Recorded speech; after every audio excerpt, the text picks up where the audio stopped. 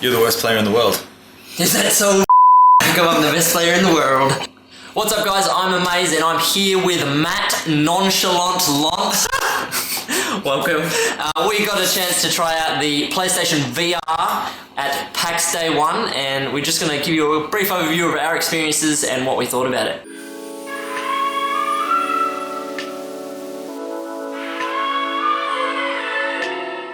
Alright, so we started out, we did the heist scenario. We didn't get to see the, I think it's a shark. Yeah, shark attack. Like we didn't get to see that.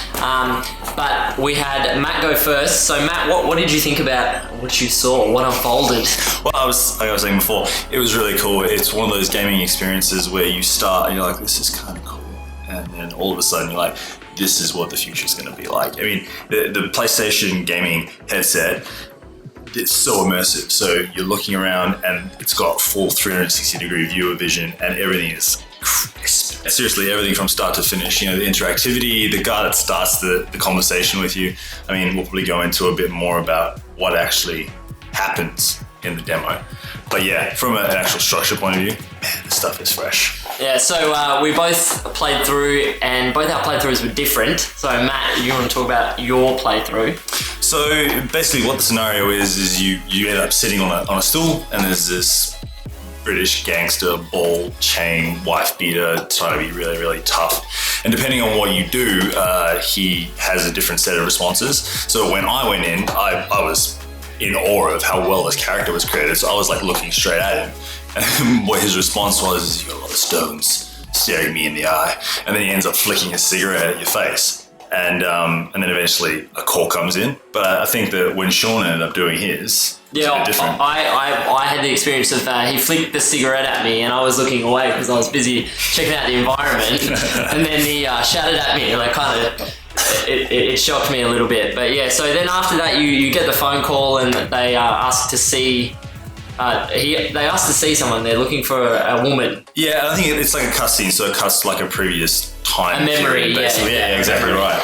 And yeah, so you're in a darkened room, and there's cupboards to be opened. And yeah. What did you think about the cupboards, grabbing them? See, I had a bit of a tough time. So I only saw one drawer with like a sort of handle on it. So I went in to grab that and opened it up. And it was cool. There were 3 clips and a gun.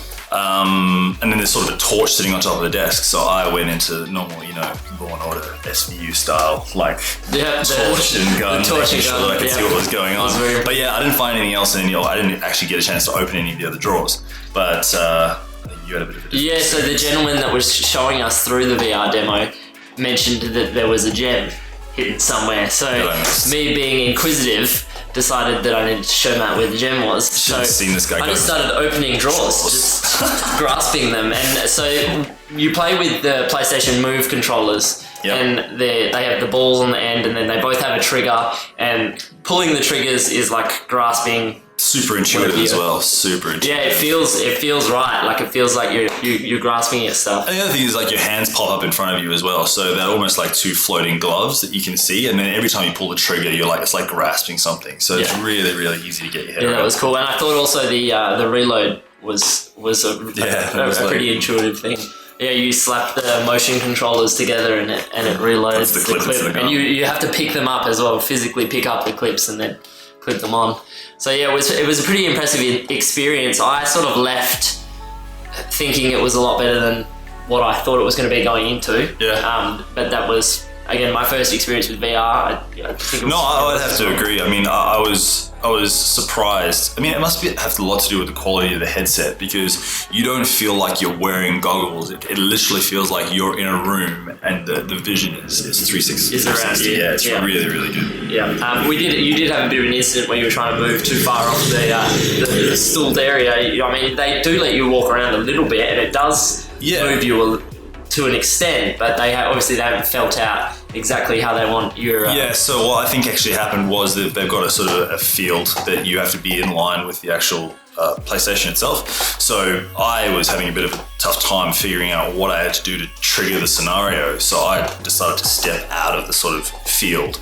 and basically my goggle just went black, which I think is kind of a sort of a prompt to say, oh, you're not supposed to do this, go back to where you were. Yeah. But it worked rather well. Yeah, so it wasn't, I mean, I would say it was almost flawless for VR as what I expect it to be. Yeah. Because at the end of the day, it is virtual reality. It's not supposed to be real, but the immersion was there. So thumbs up from me. I think it was great. Yeah, look, for the actual quality of the hardware and the experience, I give it a 10 out of 10. I think the scenario was a bit lacking, but I mean, that's something that they can work the kinks out long term. And again, it's going to be different developers developing different things for this headset. But as a piece of hardware, yeah, 10 out of 10. Can't fault it. 10. The display is great. And yeah. All right, so that was our impressions of the PlayStation VR at PAX on day 1. If you've had an experience with PlayStation VR or you've got some thoughts to add, definitely drop them in the comment section below. If you liked the video, give it a thumbs up. And if you want to see more PAX content, subscribe to the channel because it'll be coming over the next few days.